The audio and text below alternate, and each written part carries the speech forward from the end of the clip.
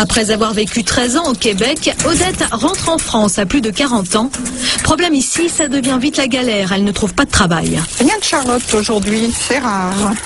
Vous viviez avec quoi alors à l'époque? Bien, j'ai eu le chômage, j'ai eu le chômage fin de droit, j'ai eu le RMI, j'étais RMiste. Il y a 8 ans, dans un magazine pour chômeurs, voilà, bienvenue dans ma petite maison. Elle tombe sur un article expliquant la vente directe. C'est comme ça qu'elle s'est retrouvée à travailler chez Charlotte. Depuis, Odette a parrainé des bataillons de vendeurs et ça peut rapporter gros. Mon stock... Quand une vendeuse travaille seule, elle touche simplement un pourcentage sur ses ventes. Si elle en parraine d'autres, ses revenus seront plus importants parce que l'entreprise va lui verser une commission sur les ventes de chacun de ses filleuls. Si les filleuls parrainent à leur tour de nouveaux vendeurs, les commissions se multiplient. C'est ce qui est arrivé à Odette, qui aujourd'hui se retrouve à la tête d'un gigantesque réseau de commerciaux. Au total, je pense qu'il y en a plus de 400. Sur chaque nom là qui est inscrit sur cette liste, il y a vous avez un petit pourcentage qui vous revient. Un pourcentage, tout à fait. Mais ces centaines de vendeurs, il faut les motiver, car ce n'est pas un métier facile. Si on se botte par les fesses tous les matins, on n'y va pas. D'ailleurs, on a une maladie qui est très connue dans ce métier, c'est la maladie de l'excusite. Il fait trop beau, on ne va pas travailler. Il fait froid, on ne va pas travailler.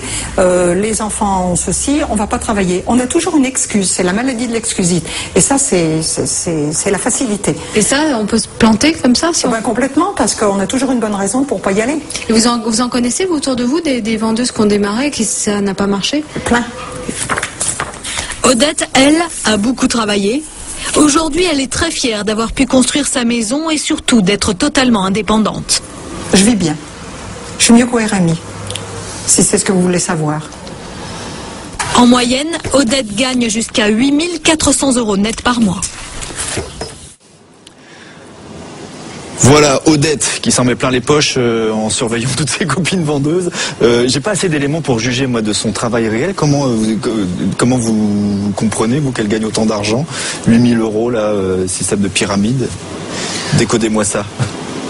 Non, c'est tout simplement un système qui fait qu'elle touche donc un pourcentage sur ses ventes et dirige donc une équipe de vendeuses qu'elle forme, qu'elle fait entrer dans le système et sur lequel elle perçoit un pourcentage. Donc en fait, elle perçoit une somme de sa propre activité, mais aussi de l'activité des personnes dont elle a la charge et l'encadrement. Et Odette qui a repris sa retraite et qui l'a bien mérité parce que l'excusite aiguë, c'est plus de son domaine. Maintenant, elle va se reposer. Pouvoir cumuler comme ça des emplois dans notre pays, c'est un phénomène courant. D'abord, est-ce que dit la loi précisément? En fait, on a une liberté totale si on exerce une activité salariée et en parallèle une activité indépendante.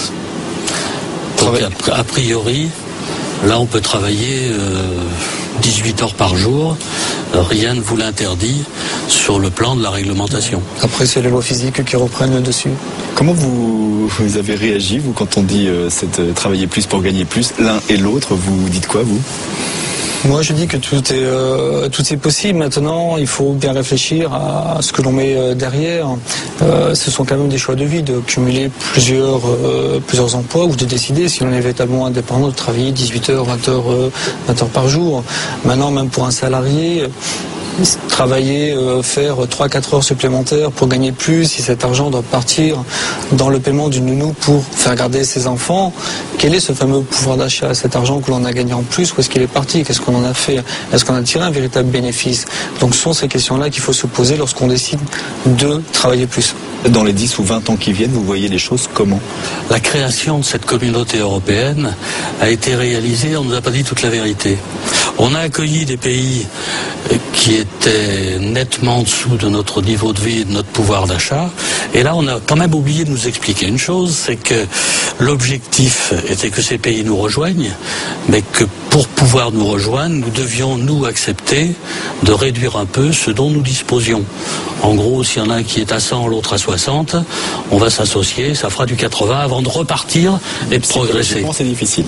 Et il faut être conscient que notre pouvoir d'achat et notre niveau de vie n'ira pas en progressant de façon spectaculaire dans les années à venir. J'aurais tendance à dire que la progression reprendra quand tous les pays de l'Union européenne seront au même niveau. Merci beaucoup, merci à tous les deux. On va se quitter là-dessus. Je rappelle pour ceux qui veulent en savoir davantage que votre livre s'appelle Fiscalité, placement et réduction d'impôts. C'est tout un programme. Merci beaucoup, portez-vous bien, à la semaine prochaine.